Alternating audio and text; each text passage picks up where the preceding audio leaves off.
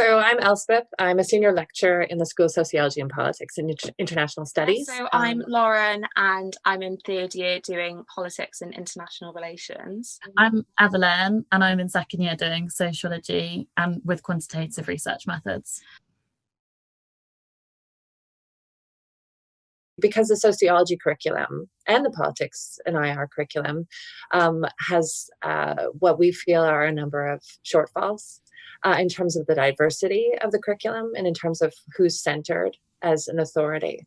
And with politics and sociology in particular, both or IR being rooted in colonial histories, right? The origins of those disciplines, it could be said, are emerged in to facilitate colonialism. It just feels like that side of the story has been left out. And so when students like Evelyn and Lauren, and come in first year and then experience a kind of a curriculum that not only leaves more diverse voices off, but also erases that history. And they know that, how frustrating to come to Bristol and have that experience. I think definitely just the shared sense of frustration. I think it wasn't until coming to university that I sort of saw the institutional aspect of it. So in curriculum, so how they can sort of perpetuate these hierarchies. And I think particularly with the Black Lives Matter upsurge in the movement and the George Floyd protests sort of, I don't know, pushed me forward to sort of look more within our own institutions that we're in and how that sort of affects these hierarchies. So I'll take up the story, I guess, again. Although I should say that Evelyn, came onto my, she reached out through the sociology side of things, because I'm on the politics and IR side of things. I think very early on, because of frustrations in first year, that I think. And a lot of angry emails in first year, yeah.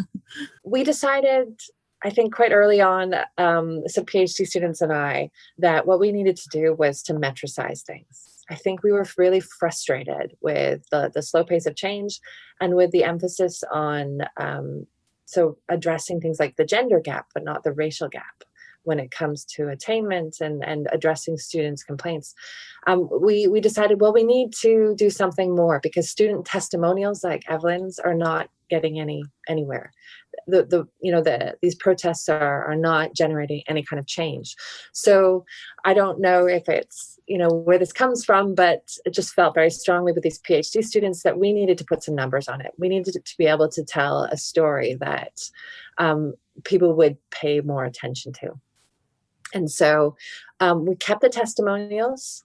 We tried to keep those in, but we decided to go about doing a kind of a numbers game and looking at the readings from a numerical standpoint in terms of whose voices are being centered.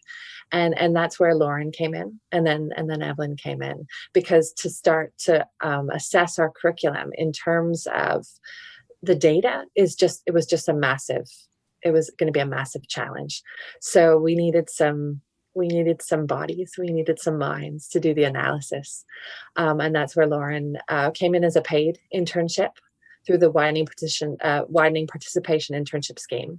And we mobilized, I think, was it about 15? Was it, Lauren? I can't remember how many summer volunteers there were, but Evelyn came in through that as well. So anyway, I'll turn it over to Lauren, who was really the leader, and Evelyn and a couple of others were really the leaders of this. Yeah, so I think the report idea and metricizing it was really important, and again, it hadn't been done before, so that's why sort of when you see the report, it is a preliminary report, and we do want to build upon it, but we thought a report initially was the best way to go about it, to sort of clearly identify the problem areas, and also to just sort of initiate that discussion between lecturers and students and staff within the school.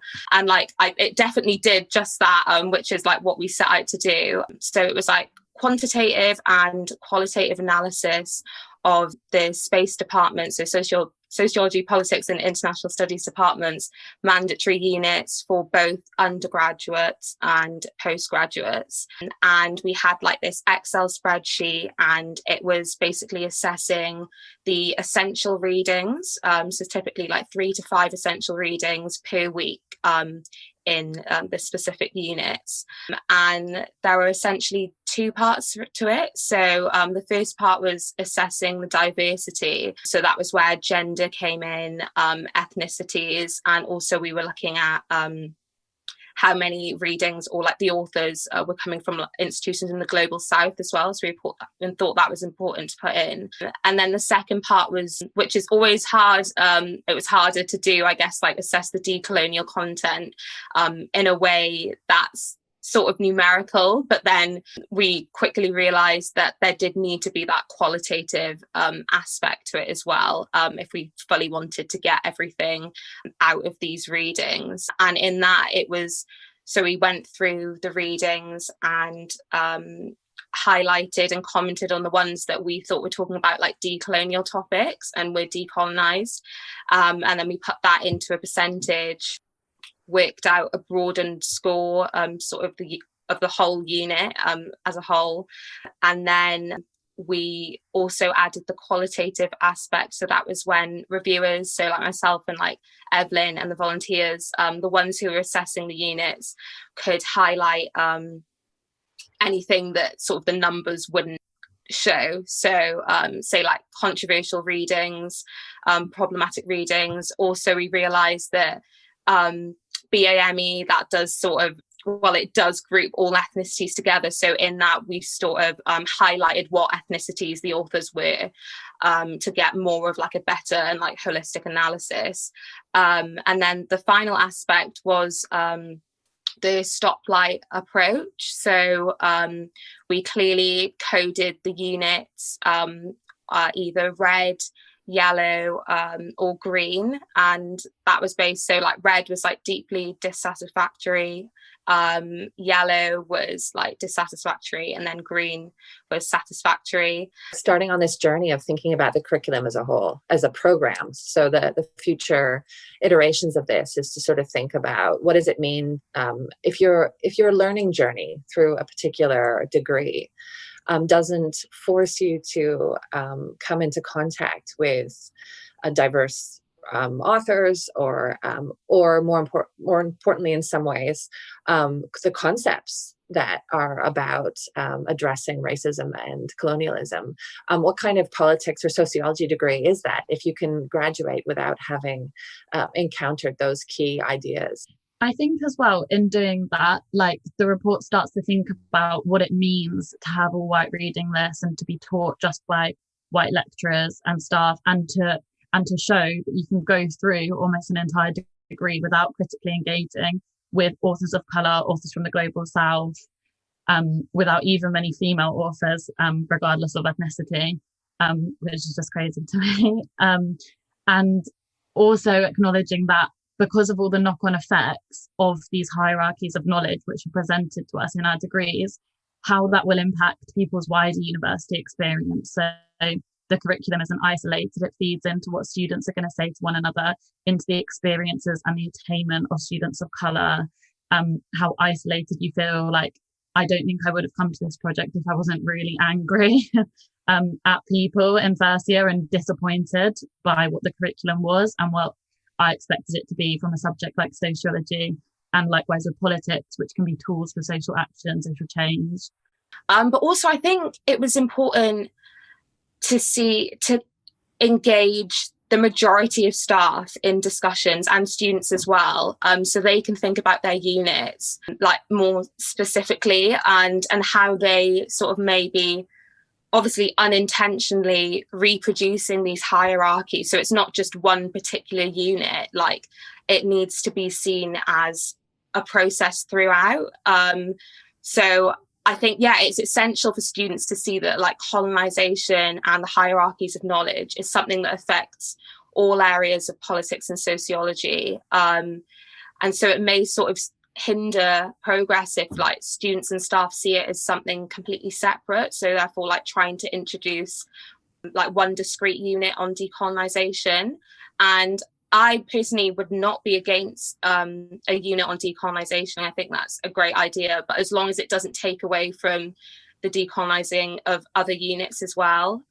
So yeah, I think that's what we were trying to put across. So we were engaging as much staff as we can in sort of reflecting and like evaluating on their units and their sort of biases, maybe unintentionally.